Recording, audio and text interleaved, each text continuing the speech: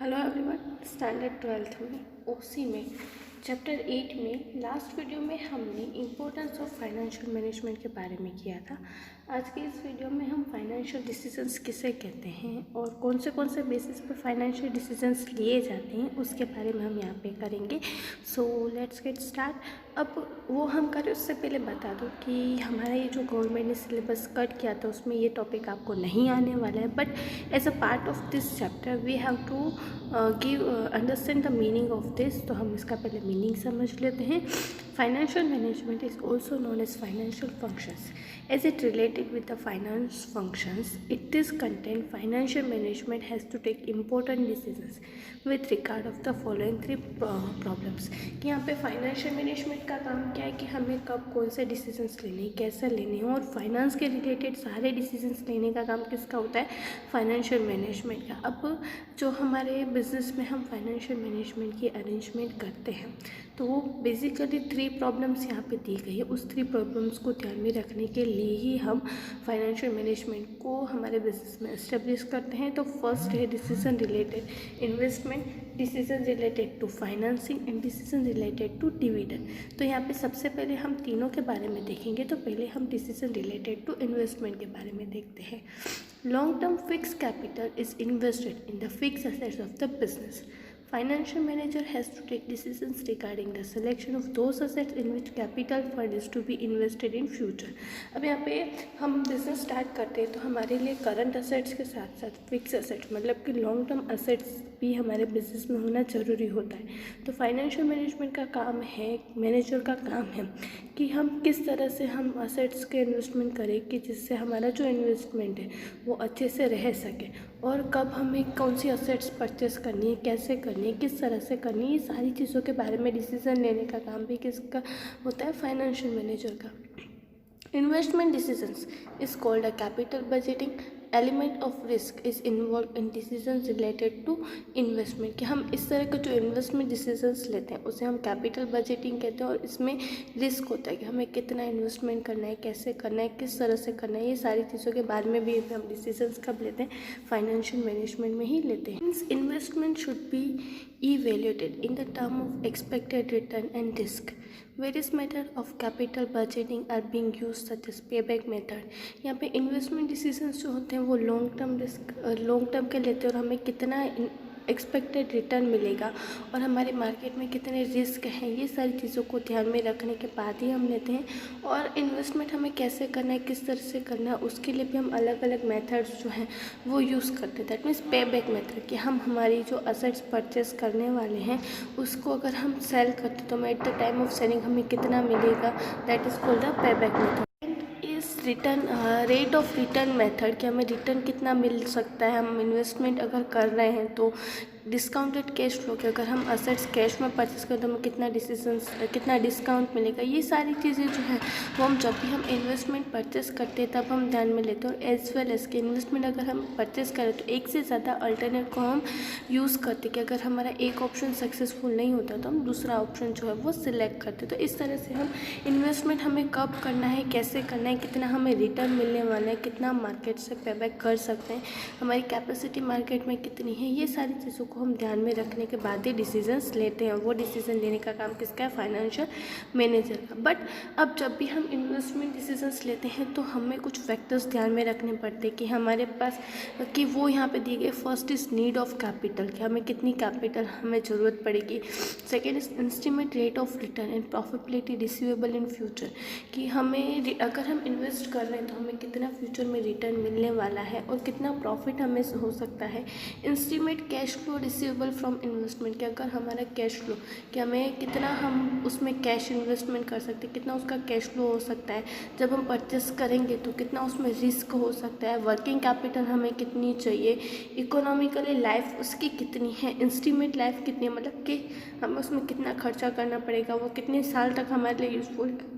उसकी importance, capital ratio मतलब कि हम कितनी कैपिटल उससे हम जनरेट कर सकते हैं, और uncertainty and certainty of earning in future में वो कितना अर्न करके दे सकती है, ये सारी जब भी हम फ्यूचर में परचेस करते हैं असेट्स, तब हम ये सारी चीज़ों को ध्यान में रखते ही हैं। तो इस तरह से जब भी फाइनेंशियल मैनेजर जो इन्वेस्टमेंट के रिलेटेड डिसीजंस लेते हैं और उनके फैक्टर्स को ध्यान में रखने के बाद ही सारे डिसीजंस लिए जाते हैं। फिर सेकंड यहाँ पे decisions relating to financing. Investment decisions are connected with assets of the company, while financial decision are connected with capital structure, कि हमें कैपिटल स्ट्रक्चर कैसे रखना है, कितना रखना है, कितनी वर्किंग कैपिटल होनी चाहिए, कितनी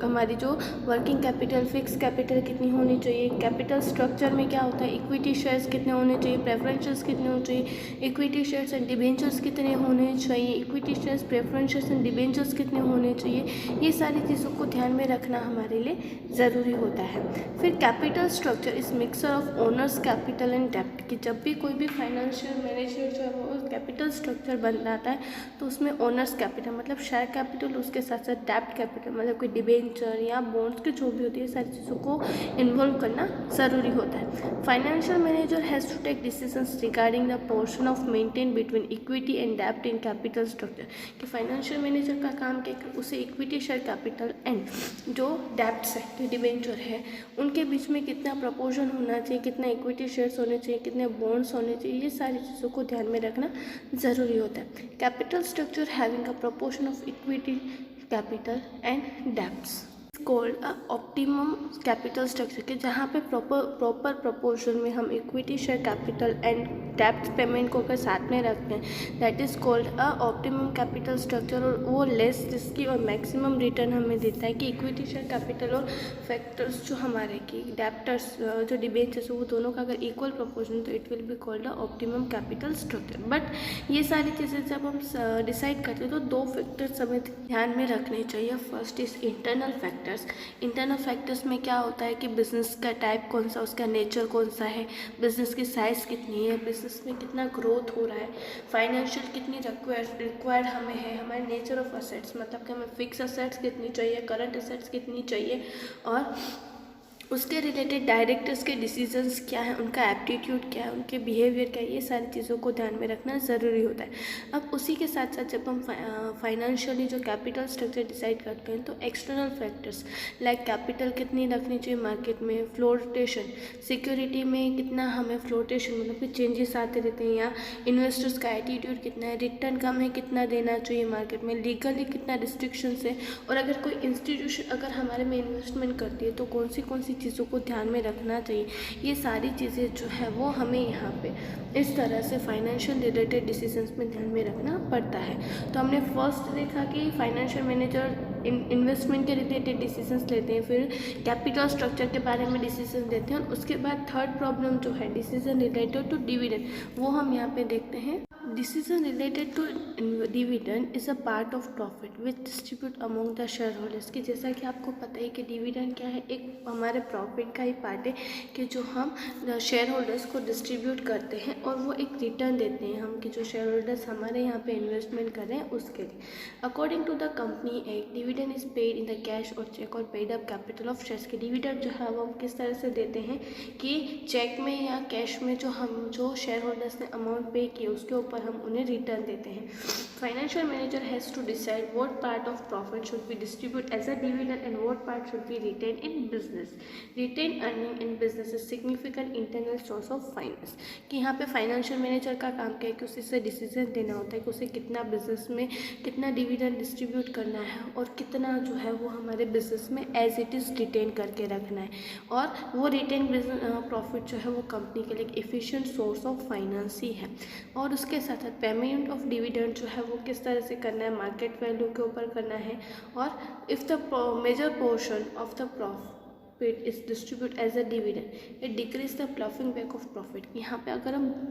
पूरा पार्ट जो अगर हम डिविडेंड में दे देंगे तो हमारा जो प्रॉफिट है उसके ऊपर रिटर्न हमें नहीं मिलेगा, और लेस जो है प्रॉफिट अगर इन्वेस्टमेंट ज़्यादा बिजनेस में करेंगे तो भी क्या होगा कि हमारे डिविडेंड जो है वो कम डिस्ट्रीब्यूट होगा। इसलिए इस तरह से देना है कि डिविडेंड जो है दोनों इक्वली रहे। अब उसके लिए हमें यहाँ पे कुछ पॉइंट्स जो है वो ध्यान में रखने चाहिए। तो first is divisible profit of the company during the current financial year, कि जब भी हम डिविडेंड देते हैं तो डिविजिबल प्रॉफिट कितना है, कंपनी की फ्यूचर में अर्निंग कितनी हो सकती है, फिर लास्ट हमने पास्ट ईयर्स में कितना हमने डिविडेंड दिया, ये सारी चीज़ें ध्यान में रखनी चाहिए। और हमें हमारे बिज़नेस में कितना प्रॉफिट एज अ रिटेन हमें रखना चाहिए, हमारे बिज़नेस की हमारी कंपनी की फाइनेंशियल कंडीशन क्या है और उसकी प्रेजेंट सिनेरियो क्या है, रेशियो हमारे कंपनी में जो रिजर्व पड़े वो कितने हैं, फिर इन्वेस्टमेंट के रिलेटेड फ्यूचर प्लानिंग हम किस तरह से कर रहे हैं, डायरेक्टर्स कितना अप्रोच करेंगे, उन्हें कितने परसेंटेज जो है वो शेयर होल्डर्स को एज अ डिविडेंड देना चाहिए, हमारे गवर्नमेंट की टैक्सेशन पॉलिसी कैसी है,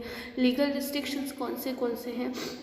और अगर शेयर होल्डर्स उन्हें कितना एक्सपेक्टेड है कि वो कंपनी से उन्हें कितना